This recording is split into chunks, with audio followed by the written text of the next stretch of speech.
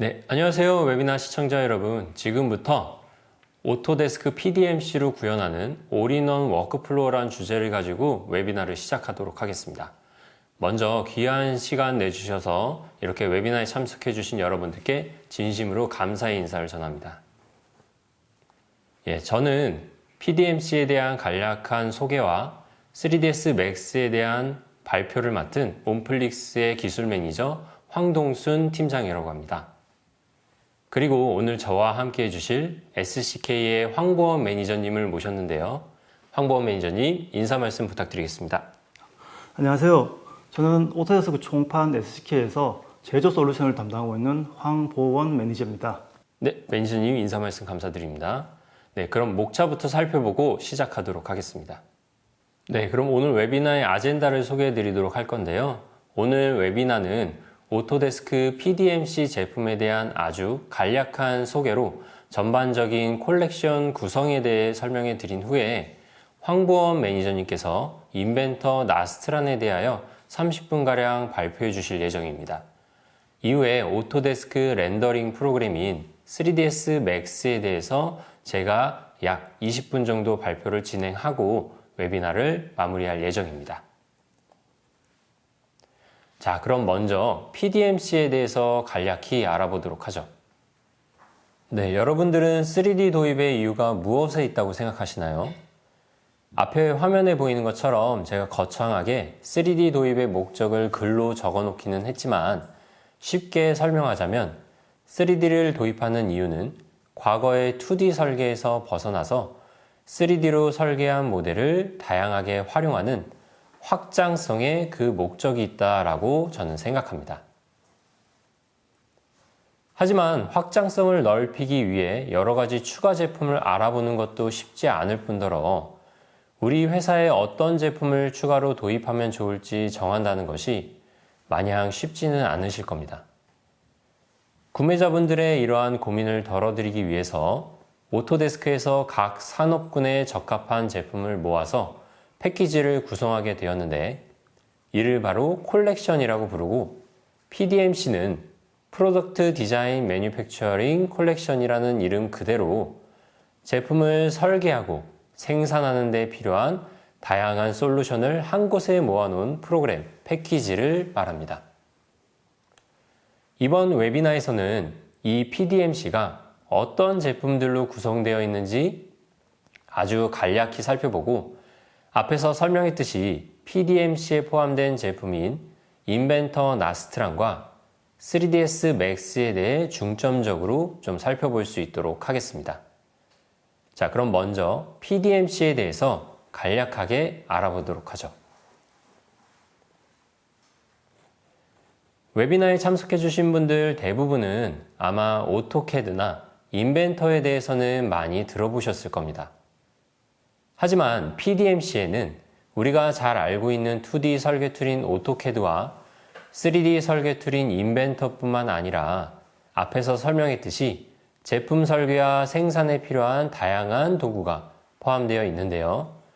시간 관계상 아주 간략하게만 설명하자면 원캐드 그룹 구성으로 기계, 전기, 건축, 설계 등을 비롯한 분야별 전문화 툴셋이 포함되어 있을 뿐만 아니라 클라우드 기반의 3D 설계 툴인 퓨전과 대형 어셈블리의 핸들링과 간섭 체크를 위한 네비스웍스 매니지, 그리고 3D 모델링 이후 회사의 홈페이지에 들어간 제품의 렌더링 및 동영상 제작 등에 사용하는 3ds Max가 포함되어 있습니다.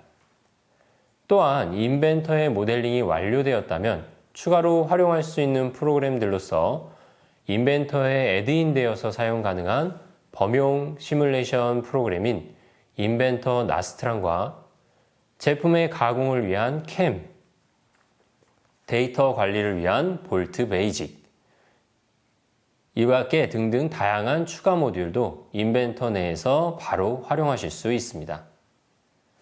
그 밖에도 다양한 응용 프로그램을 통해서 설계 및 제조 과정의 효율성을 높이고 제품 개발의 시간을 단축시킬 수 있는 도구들이 포함된 컬렉션이 바로 오토데스크 PDMC입니다.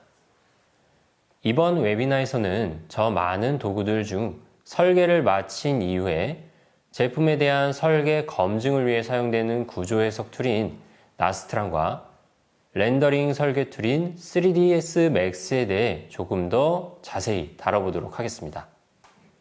그중 첫 번째로 인벤터 나스트란에 대해서 황보원 매니저님께서 발표해 주시도록 하겠습니다. 방금 PDMC 내에 있는 여러 가지 소프트웨어에서 말씀드렸을 텐데요. 이번에는 PDMC 내에서 구조 해석을 담당하고 있는 인벤터 나스트란에 대해서 말씀드려 보겠습니다. 설계자들은 항상 제품 개발 최중심에서 다양한 챌린지를 받습니다. 설계 일정 단축과 비용 절감이 가장 큰 부분일 텐데요. 항상 고민하지만 뚜렷한 방법 없이 그냥 경험에 많이 의존하실 겁니다. 당장 제품을 기획하고 설계 시작할 때 만나는 문제들인데요. 이렇게 설계하면 제대로 동작할까? 재료비 줄인다고 프레임을 얇게 하면 과연 무게를 견딜 수 있을까? 이런 식으로 구조를 바꾸면 더 튼튼해지지 않을까? 이런 다양한 설계에 대한 궁금증과 시도해보고 싶은 것들에 대한 아이디어는 많으실 겁니다. 하지만 실제로 구현하기는 시간도 부족하고 검증하는데 비용도 만만치 않아 아이디어에 그칠 텐데요. 이런 아이디어를 좀 더 짧은 시간에 적은 비용으로 검토해 볼 수 있는 방법이 현실적으로는 시뮬레이션이 최선이라고 생각합니다. 시뮬레이션이 좋은 건 이제 누구나 알고 있습니다. 많은 설계자들이 설계 단계에서 시뮬레이션을 많이들 사용하고 있기도 합니다. 하지만 막상 시뮬레이션을 하려고 하면 다양한 장벽들이 있습니다. 첫째가 바쁜 업무입니다. 설계자는 시간이 항상 부족합니다. 설계 업무도 해야 되고 시험도 해야 되고 양삼도 폴로업해야 합니다. 두 번째는 어려운 해석 이론인데요. 해석이라는 게 공학적인 이론이 바탕이 되는 수학적 개념들이라서 이론적인 부분이 굉장히 많습니다. 설계자분들이 처음 하실 때는 이 부분은 어려워합니다. 세 번째는 경험 부족이긴 하지만 이건 시간이 해결을 주는 문제입니다. 마지막으로 비용 문제입니다. 설계에는 다양한 해석들이 필요합니다. 강도를 검토하는 구조 해석뿐 아니라 진동, 피로, 여러 가지 해석 종류도 다양합니다. 이런 기능들을 쓰려면 아직 해석 소프트웨어는 워낙 고가이다 보니 비용이 만만치 않습니다. 설계자는 설계가 주된 업무이지 해석이 주된 업무는 아닙니다. 그럼 어떻게 이런 시뮬레이션을 적용하는데 진입장벽을 낮출 수 있느냐에 대해 말씀드려보면 일단 설계자가 배우기 쉽고 사용하기 쉬워야 합니다. 그래서 CAD 소프트웨어에 통합되어 있어야 합니다. 시뮬레이션 프로그램만 따로 떨어져 실행되는 것은 배우기도 어렵고 사용하기도 어렵습니다. 어려운 해석 이론은 해석 전문가들한테 필요합니다. 이론적인 내용은 소프트웨어 뒤로 숨기고 최대한 쉽게 설계 툴을 사용하듯이 사용할 수 있어야 합니다. 시뮬레이션에 대한 경험과 결과 분석은 설계 표준화와 같이 표준화나 자동화로 해결할 수 있습니다. 비용은 모든 기능이 통합된 소프트웨어, 고급 기능을 사용한다고 추가 모듈 구매도 없는 오토데스크 PDMC를 사용하면 됩니다. 설계자가 사용하는 시뮬레이션 툴은 CAD에 통합되고 쉽고 저렴한 제품이 적절합니다. 여기에 설명한 사례들과 내용은 PDMC 제품 중 인벤터와 인벤터 나스트란을 사용하였습니다. 인벤터 나스트란은 오토데스크사의 범용 구조 해석 소프트웨어입니다. PDMC에 기본적으로 적용하는 소프트웨어이고 CAD에 통합되어 있습니다. 구조 해석 분야에서 유명한 나스트란 솔버를 사용하여서 정확성이 검증되어 있습니다. PDMC에 포함되어 있어 추가 비용도 들지 않고 그렇다고 기능이 제한적인 것도 아닙니다. 비선형, 진동, 피로, 충격 같은 고급 해석 기능도 모두 무료로 사용할 수 있습니다. 이제 시뮬레이션이라는 게 전담자나 해석팀에서만 쓰는 게 아닙니다. 설계 도면은 CAD로 하는 게 당연한 것처럼 시뮬레이션으로 검증하는 것도 이제 당연한 것입니다. 제품을 개발하는 데 있어 다양한 시험 조건들이 있듯이 다양한 해석 종류도 있습니다. 여기 보이는 것이 보통 구조해석이라 부르는 해석 분야의 해석 종류들입니다. 아마도 여기에 계신 설계자분들은 지금 설계 시뮬레이션을 사용하고 계시거나 아니면 관심만 가지고 있거나 하실 텐데요. 실제 사용하는 해석은 대부분 선형 해석일 겁니다. 조금 더 한다면 비선형 해석이나 공주파수를 찾는 노멀 모드 해석 정도를 사용하실 겁니다. 장비를 설계하시는 분들은 장비 동작 중에 힘이나 변형을 궁금해 하실 텐데요. 그런 동작하는 제품에 관한 시뮬레이션 내용도 사례해서 말씀드리겠습니다. 일반적으로 보통 시뮬레이션을 한다고 하면 이런 과정을 거칩니다. CAD 툴로 3D 설계를 하고 해석 형상을 단순화하거나 결과에 영향을 주지 않는 불필요한 부품은 제거합니다. 각 부품들의 재질 특성, 물성치라고 부르는 탄성계수나 포화성비, 밀도 같은 값들을 입력합니다. 해석에 따라 필요한 값들이 다릅니다. 그 다음 제품의 상태, 즉 힘을 어느 부위에 어떻게 받고 있는지, 어느 부분이 고정되어 있는지에 관한 경계 조건이라고 하는 것을 정의합니다. 그 다음으로 메쉬를 작성하고 컴퓨터가 계산을 진행하면 결과를 얻습니다. 이 결과를 우리가 보고 이 제품이 파손인지 변형이 얼마나 되는지 판단할 수가 있는 것입니다. 다음으로 몇 가지 해석 사례에 대해 말씀드리겠습니다. 공정 장비의 여러 부분에 대해 여러 가지 종류의 시뮬레이션을 적용하여 검토한 사례입니다. 어떤 제품을 만들기 위해서는 많은 부품들이 필요합니다. 전체 어셈블리 아래에 하위 어셈블리, 그 아래 부품들로 구성되어 있습니다. 검증을 위해서는 확인하고 싶은 부분을 한정하고 서브 어셈블리나 부품 단위로 해석하는 게 설계 입장에서는 일반적입니다. 여기서는 프레임 설계, 고무 패킹, 동작하는 장비에 대해 시뮬레이션을 통해 검증한 내용을 보여드리겠습니다. 간단하게 설명하는 것이라 어떤 식으로 접근하는지에 대해서만 봐주시면 고맙겠습니다. 프레임 강도를 검토하기 위해 사용한 해석 방법은 선형 해석입니다. 선형 정적 해석이라고도 합니다. 보통 해석한다, 시뮬레이션 한다고 하면 많은 분들이 이 선형 해석을 생각하실 겁니다. 선형 해석은 제일 사용하기 쉽고 해석을 위해 준비할 것도 별로 없습니다. 3D CAD 모델과 재질 정보 중 탄성계수, 파손비, 밀도만 있으면 해석이 가능합니다. 선형 해석을 위한 재질 정보는 재료업체에서 제공하거나 인터넷에서 쉽게 얻을 수 있습니다. 설계자분들이 제일 많이 사용하는 해석이고 또 제일 필요한 해석이라고 볼 수 있습니다. 이런 공정 장비를 설계할 때 제일 먼저 하는 게 전체를 지지해 줄 프레임 구조입니다. 당연히 설계를 시작하면서 정착되는 무게를 견딜 만큼 튼튼하게 설계해야 합니다. 다른 부품들과 간섭이 되지 않게 해야 되고 탑재된 장비가 동작함에 따라 프레임이 흔들려서도 안 되겠습니다. 보통은 설계 경험에 비추어 이전 모델과 유사하게 만들 것입니다. 이런 제품은 많이 만들지도 않기 때문에 일단 충분히 두꺼운 자재를 사용해서 튼튼하게 만들 겁니다. 나중에 문제 생기면 다시 보강하면 되지라는 생각도 있을 겁니다. 하지만 장비 동작 시 생기는 진동은 만들어 봐야 알 수 있을 겁니다. 프레임 구조를 설계할 때 먼저 라인으로 뼈대를 그리고 거기에 프로파일 단면 형상을 모델링하는 방법으로 합니다. 이렇게 하면 3D 모델 생성도 훨씬 빠르고 편리할 뿐 아니라 수정도 쉽습니다.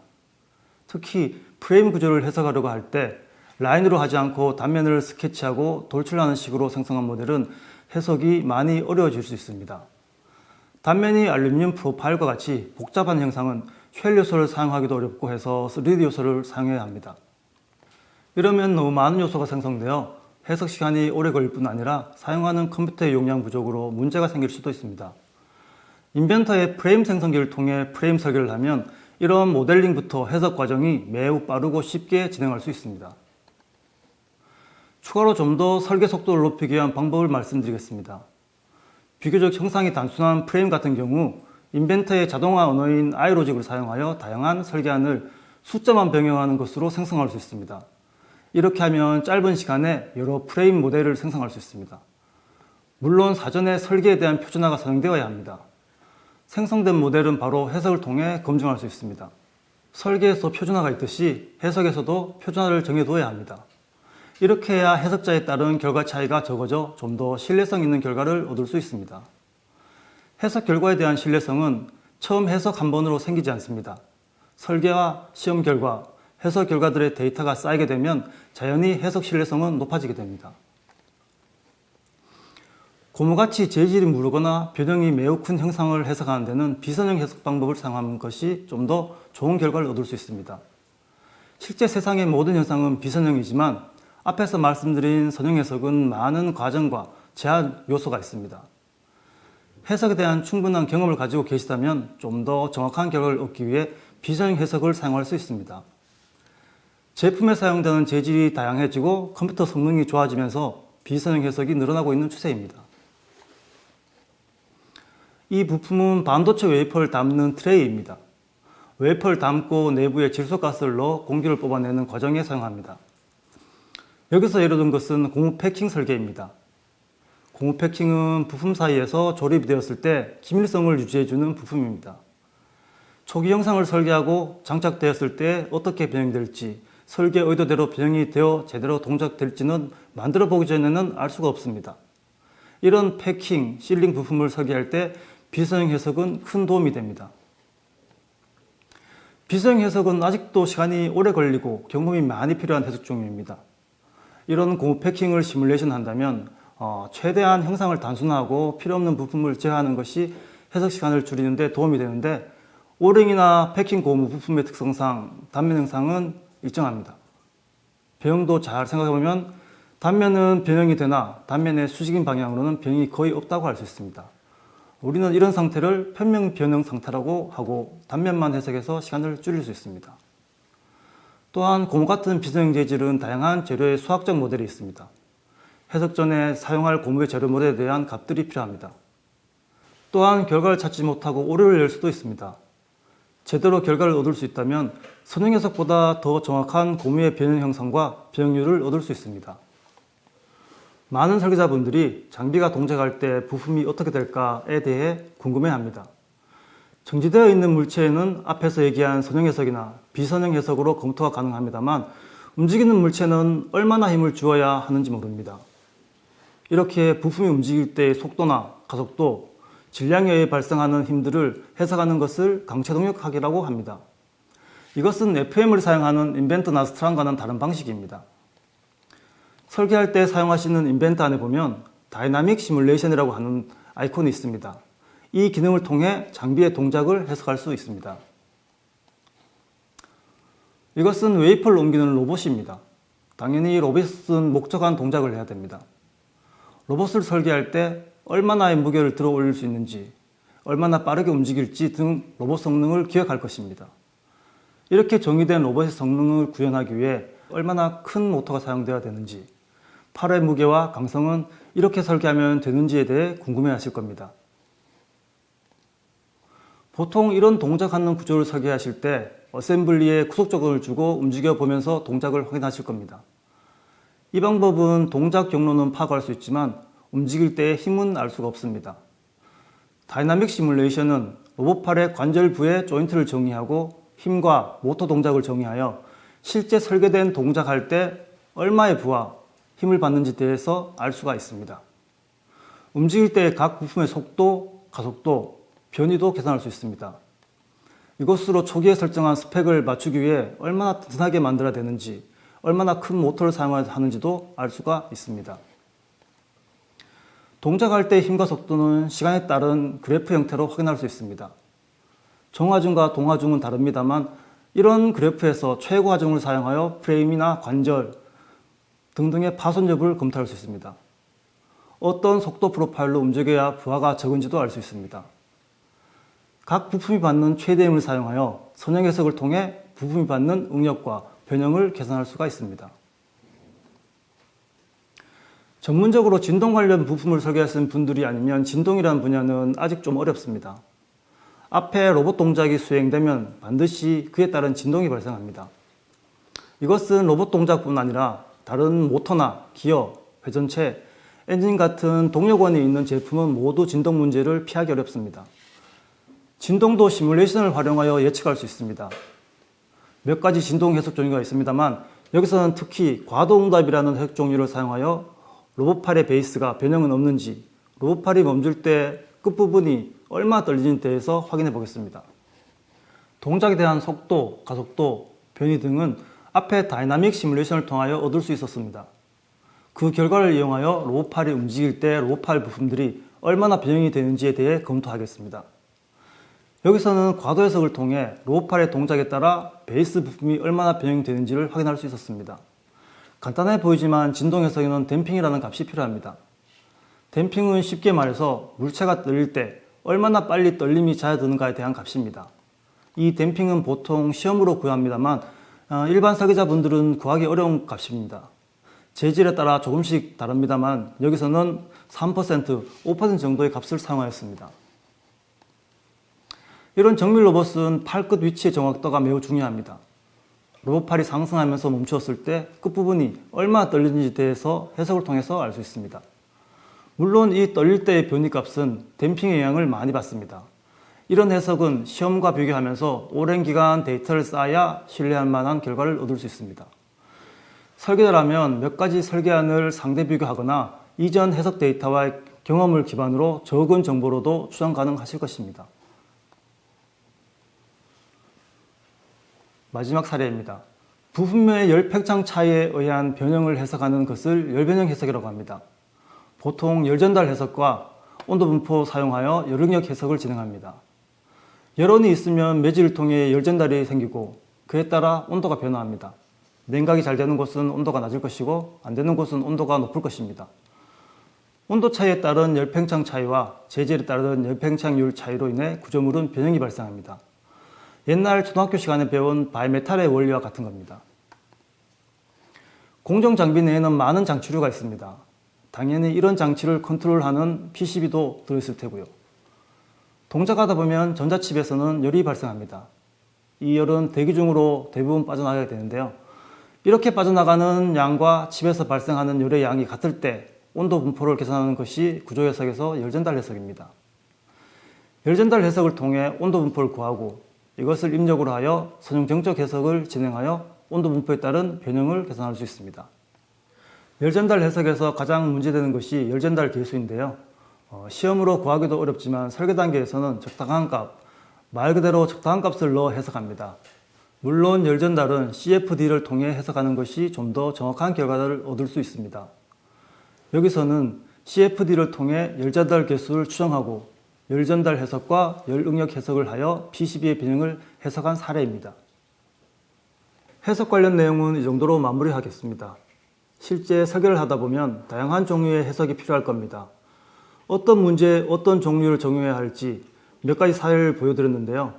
설계하시는 제품에 어떻게 해석을 적용할지 도움이 되었으면 좋겠습니다. 다음은 설계한 모델을 좀 더 사실적으로 표현하는 시각화에 대해서 말씀해 주시겠습니다. 네, 다양한 사례를 통한 유익한 내용 전달해 주셔서 감사드립니다. 자, 그럼 발표를 이어받아서 이번엔 제가 PDMC에 포함된 렌더링 툴인 3ds Max에 대해서 소개해 드리도록 하겠습니다. 여러분들 중에는 아마 3ds Max에 대해서 이미 잘 알고 계신 분들도 많으실 거라고 생각합니다. 3ds Max는 PDMC에 포함된 제품으로 소개해 드리고는 있지만 단일 툴로도 굉장히 강력한 제품으로서 화면에 보이는 이미지처럼 게임, 건축, 영화 등의 산업 분야에서는 사실 이미 오래전부터 굉장히 유명한 소프트웨어입니다. 하지만 제품 설계 업체에서는 인벤터와 같은 설계 툴을 통해서 어느 정도 3D 형상 구현이 될 뿐만 아니라 렌더링의 중요도가 다른 산업 분야 대비는 그렇게 크지 않아서 아직 3ds Max의 활용도가 높지 않다는 것이 사실이죠. 물론 잘 활용하고 있는 업체도 많이 있겠지만 더 많은 설계자분들도 앞의 이미지처럼 잘 활용해 주셨으면 하는 마음에 렌더링과 같은 시각화가 왜 중요한지 그 이유부터 먼저 설명해 드리도록 하겠습니다. 시각화가 중요한 이유를 개인적으로 크게 세 가지로 분류해 보았는데요. 그중 첫 번째는 설계의 명확한 전달입니다. 기존에는 도면이나 텍스트만으로 설계를 설명해야 했기 때문에 오해나 커뮤니케이션 오류가 자주 발생했습니다. 하지만 보여주는 설계, 즉 시각화된 3D 모델이나 애니메이션을 활용한 설계를 통해 훨씬 명확하게 의도를 전달할 수 있습니다. 이로 인해 협업 간의 소통이 원활해지고 피드백도 더 빠르게 반영할 수 있죠. 두 번째는 고객 신뢰 확보 및 수주 경쟁력 향상입니다. 고객은 설계 의도를 완전히 이해하기 어려워할 수 있지만 고품질의 시각 자료를 제시하면 그 이야기가 180도 달라질 겁니다.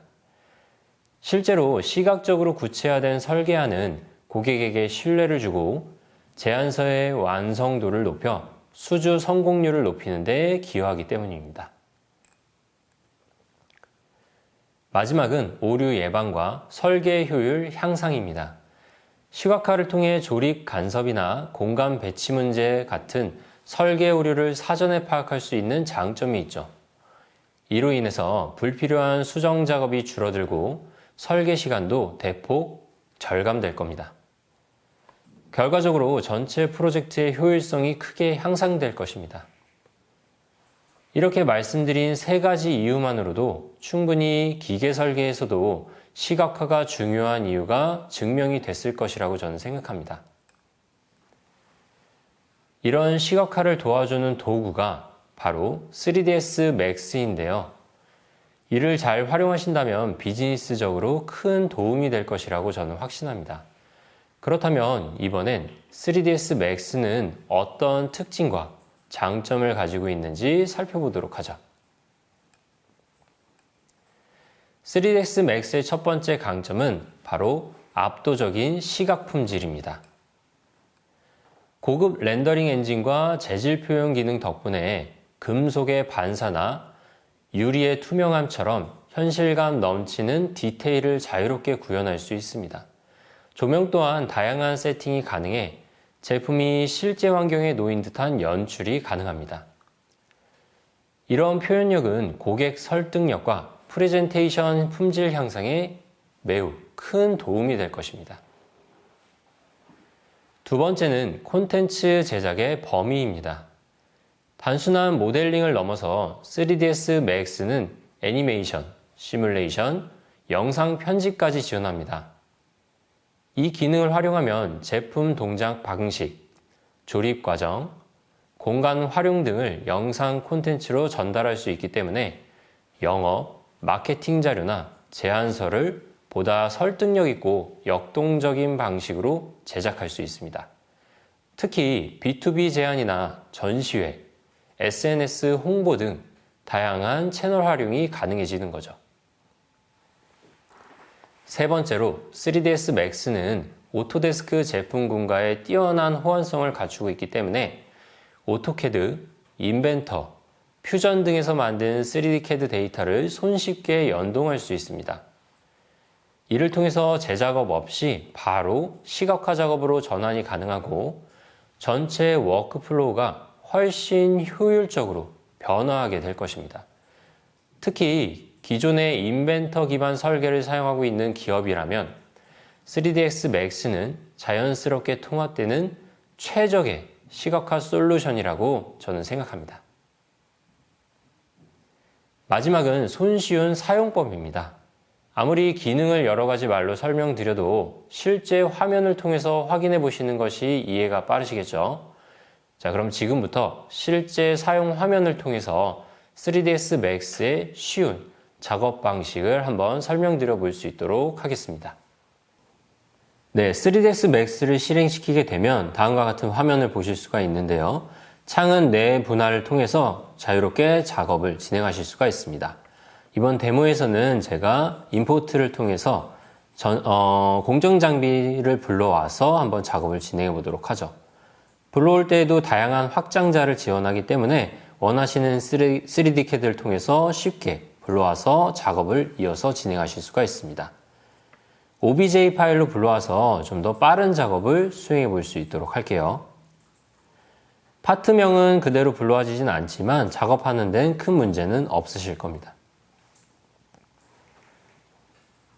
자, 대기가 조금 길어진 다음에 공정 장비가 불러지게 되면은 이 장비를 그대로 불러온 이 자체만으로도 퀄리티가 어느 정도 된다라는 걸 확인하실 수는 있으실 겁니다. 또한 내부를 보게 되면 내부에 들어가는 모든 파트를 같이 불러왔음에도 굉장히 동작하는데 빠르고 스무스하게 움직인다라는 걸 보실 수가 있죠. 4가지 뷰 화면을 통해서 제대로 제품이 불러졌는지 체크를 하실 수가 있고요. 자, 첫 번째로 저희가 제품의 각 파트의 재질을 한번 넣어 보도록 할게요. 먼저 앞에 보이시는 디지털 패널에다가 케이스가 되는 부분에 메탈 재질을 한번 넣어보도록 하죠. 자, 매테리얼 에디터를 통해서 피지컬 매테리얼을 통해서 원하는 제품은 재질은 프리셋에서 골라서 사용하실 수가 있습니다. 네, 메탈을 선택하고 들어가 있는 재질 정보 값으로 임포트 버튼만 눌러주시게 되면 해당 케이스의 재질이 입력이 되게 됩니다. 자, 같은 방법으로 이번엔 그 패널의 유리 부분에 재질을 넣어보도록 할게요. 프리셋에서 글래스라고 하는 재질을 선택한 다음에 입력되어 있는 재질 데이터를 가지고 내가 넣고자 하는 파트를 선택하고 임포트 버튼만 누르면 투명한 유리 재질도 적용이 된 걸 확인하실 수가 있으실 겁니다. 자, 이번에는 손잡이 부분에 한번 재질을 넣어 보도록 하죠. 똑같이 피지컬 매테리얼로 넣어 주실 수가 있는데 조금 효과적으로 보일 수 있는 골드, 금을 한번 재질 손잡이로 한번 넣어 보도록 할게요. 뭐 실제 금은 아니겠지만 데모니까 한번 넣어 보겠습니다. 자, 손잡이를 선택하고 금을 임포트하게 되면 곧바로 들어가게 됩니다. 반대편 손잡이에는 색상을 변경할 수도 있으니까 제가 색상 변경하는 걸 보여드리기 위해서 프리셋에서 페인트를 선택한 다음에 색깔을 빨간색으로 한번 설정해 볼 수 있도록 할게요. 자, 붉은 계열로 색상을 선택한 다음에 역시나 파트를 선택하고 임포트 버튼만 누르면 재질이 적용이 되게 됩니다.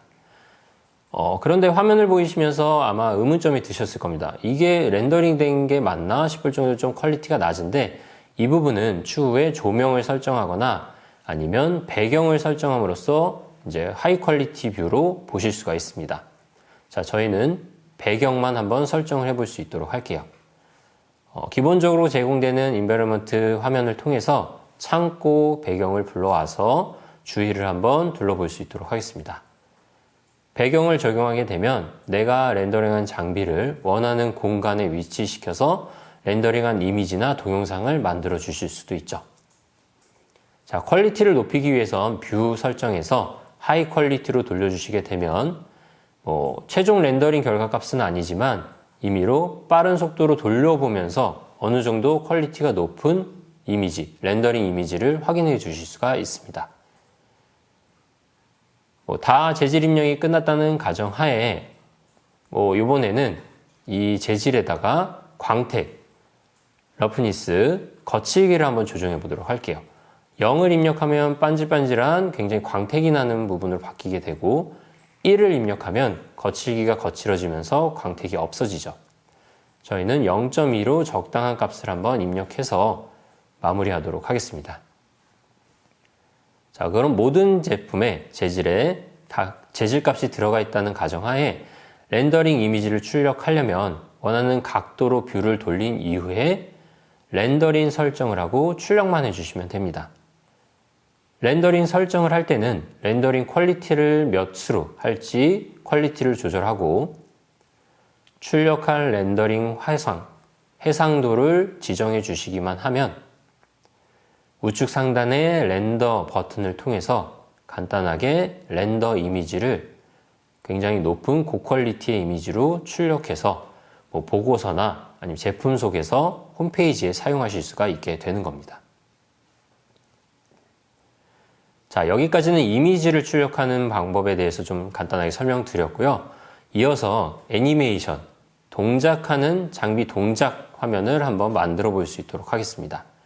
저희는 문이 열리는 작업을 한번 해보도록 할 건데 문을 열려면 지금 파트가 각각 따로 나눠져 있기 때문에 파트를 선택해서 내가 원하는 방향으로 예를 들어서 당기게 되면은 해당 파트만 움직이게 됩니다. 그래서 이 문을 같이 묶어서 작업하고자 한다면 간단하게 모든 하나의 문으로 묶여있는 힌지와 플레이트들 다 선택을 한 이후에 손잡이까지 선택하고 그룹이라고 하는 메뉴를 통해서 간단히 하나의 그룹으로 묶고 내가 원하는 작업을 이어서 해주실 수가 있습니다. 이 상태에서 움직이면 하나로 뭉쳐서 움직이게 되죠. 또 문은 회전을 해야 되죠. 그런데 지금은 중심이 가운데 있기 때문에 회전의 중심축을 힌지 쪽으로 옮기려면 간단한 옵션을 통해서 또 설정이 가능합니다. 피벗 옵션을 통해서 이 파트 그룹의 중심 위치에 있는 좌표축을 힌지 부분으로 옮겨보도록 할게요. 옮겨진 좌표축은 4가지 뷰 화면을 통해서 정확하게 힌지의 중심 축으로 옮겨서 문의 움직임이 정확히 힌지의 중심 축을 가지고 움직일 수 있도록 설정해 보도록 하겠습니다. 자, 이렇게 설정하게 되면은 문이 힌지를 중심으로 완벽하게 열리게 되는 걸 확인하실 수가 있죠. 자, 그럼 사전 작업은 끝이 났고 이 설정 값을 통해서 애니메이션을 만들어 주시면 되는데 하단에 있는 애니메이션 바를 통해서 몇 프레임부터 문이 열릴 건지 프레임으로 저는 30프레임을 지정하도록 할 거고요. 30프레임에 지금 닫혀 있는 문을 키값으로 저장을 하고 60프레임에 완전히 열린다는 가정하에 60프레임에서 완전히 열려있는 상태의 문을 이 화면을 키값으로 저장하게 되면 플레이를 시켜보면 문이 30프레임에서 60프레임까지 자동으로 열리게 되는 애니메이션이 이렇게 간단하게 메뉴 클릭 몇 번만으로 만들어지게 됩니다. 굉장히 쉽죠? 자, 이런 방식으로 수직 방향으로 움직이는 것도 손쉽게 원래 위치와 나중 위치를 키값으로 지정함으로써 만들어 주실 수가 있게 되는 겁니다. 이번에는 다음으로 카메라 뷰를 움직이면서 역동적으로 내가 직접 애니메이션을 장비를 돌려가면서 찍어 본다든지 내부로 들어가는 카메라 작업을 해보도록 할게요. 카메라 역시 카메라의 위치와 타겟이 되는 위치를 지정한 다음에 세부 설정은 4가지 뷰 화면을 통해서 카메라의 위치도 조정하고, 자, 저는 살짝 우측으로 옮겨서 우측에서부터 좌측으로 움직이는 움직임을 넣을 건데요. 퍼스펙티브 뷰 쪽을 카메라 뷰로 바꿔주시게 되면 지금 보시는 것처럼 카메라를 움직일 때 뷰도 움직임으로써 내가 카메라를 동작시킬 때 어떻게 보여지는지를 미리 사전에 확인하실 수도 있습니다. 자, 저는 대각선 우측에서 먼저 시작 포인트를 정할 거기 때문에 해당 위치를 잡아주고 하단에 있는 애니메이션 바에서 0프레임에 해당 위치 키값을 저장한 다음에 30프레임에서 문이 열리니까 29프레임까지 카메라를 이동시켜 보도록 할게요. 자, 우측으로 문 안쪽이 잘 보이는 위치로 카메라를 이동시켜 주도록 하겠습니다. 카메라의 높낮이도 조절을 하고 타겟 위치도 조절을 함으로써 내가 원하는 포인트의 뷰를 잡았다면 해당 위치에 대해서 프레임 저장만 해주시게 되면, 자, 돌려보면 이렇게 카메라가 움직이는 영상을 만들어 주실 수가 있죠. 자, 그런 다음 30프레임부터는 60프레임까지 문이 열릴 거고요. 61프레임부터는 저 안쪽으로 카메라를 집어넣는 애니메이션을 한번 만들어 보도록 할게요. 카메라를 선택한 다음에 지금 현재 위치 키값을 저장을 하고 그 다음에 끝나는 98프레임 정도에서 안쪽으로 들어가 있는 카메라 키값을 저장하면 동영상이 만들어지는 겁니다. 대충 어떤 메커니즘인지는 이해가 되시죠? 자, 그럼 카메라를 안쪽으로 집어넣어서 최종적으로 안쪽에서 보여지는 카메라 위치를 지정해 줄 수 있도록 할게요. 이것도 역시 4가지 뷰를 통해서 손쉽게 원하는 위치를, 카메라의 위치와 타겟 위치를 잡아주시면 되겠습니다. 자, 그러면 현재 위치에 대해서 키값으로 저장을 하고 모든 작업을 마무리해 주실 수가 있게 되는 겁니다. 그럼 최종 결과물을 한번 퍼스펙티브 뷰에서, 카메라 뷰죠. 카메라 뷰에서 하이 퀄리티를 통해서 한번 보도록 할게요. 자, 그럼 저희가 설정한 애니메이션이 플레이 되는 걸 확인해 보실 수가 있죠. 자, 물론 짧은 영상을 만들긴 했지만 간단한 설정 메뉴만으로도 충분히 고퀄리티를 만들 수 있다는 걸 확인해 주셨을 겁니다. 자, 마지막으로 몇 프레임부터 몇 프레임까지 영상을 만들 건지 설정을 하고 퀄리티를 지정한 다음에 렌더 버튼만 누르면 동영상이 만들어지게 됩니다. 제가 좀 빨리 감기로 준비해 왔고요. 이렇게 메뉴 간단한 몇 가지 사용만으로도 굉장히 퀄리티 있는 결과물을 뽑아볼 수 있는 것이 바로 3ds Max 툴입니다. 물론 실제 작업을 하게 되면 단순 반복 작업으로 시간이 오래 걸리긴 하겠지만 사용되는 메뉴는 많지 않기 때문에 충분히 설계자분들도 활용해 주셔서 이렇게 굉장히 고퀄리티의 영상을 우리 회사 소개 자료나 홈페이지에 기재하는데 만들어 주실 수가 있으실 겁니다. 네, 이렇게 많은 장점을 가지고 있으면서 사용하기까지 쉬운 3ds Max. 설계자가 사용할 줄 안다면 그 장점은 배가 될 텐데요. 그 이유는 다음과 같습니다. 먼저, 설계자가 직접 시각화하면 구조나 기능의 핵심 포인트를 정확하게 표현할 수 있습니다. 외주나 전달 과정 없이 설계 목적에 맞는 디테일한 렌더링 조정이 가능해지는 거죠. 두 번째로, 설계 변경이 있을 때 즉시 렌더링에 반영할 수 있기 때문에 속도가 다릅니다. 또한 디자이너나 마케팅 팀과의 커뮤니케이션 단계를 줄여서 전체 프로세스를 단축시킬 수 있죠.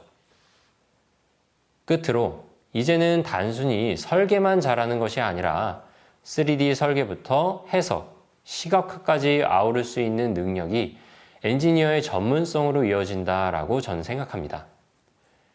고객 제안서나 프레젠테이션까지 직접 주도할 수 있는 설계자. 생각만 해도 멋지지 않나요?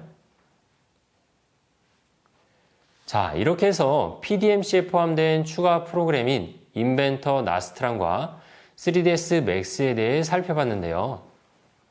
모든 제품에 대한 자세한 설명을 하기에는 시간이 부족하지만 제조 워크플로우에 따른 거의 모든 공정들에 사용할 수 있는 다양한 프로그램으로 구성된 PDMC.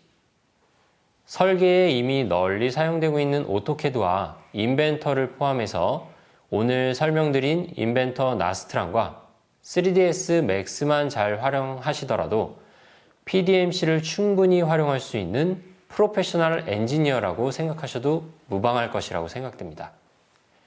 특히 이 많은 제품들 중에서 두 가지 정도만 잘 사용하시더라도 개별로 따로따로 구매하시는 것보다는 훨씬 저렴하게 PDMC의 모든 제품을 사용할 수 있다니 가격적인 메리트도 굉장히 대단하다고 생각합니다.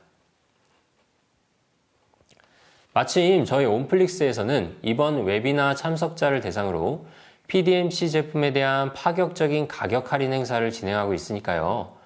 기존에 구매 의사가 있으셨거나 혹은 이번 웨비나를 통해서 구매 계획이 생기신 분들은 앞에 QR코드를 통해서 바로 문의해 주시면 되고요.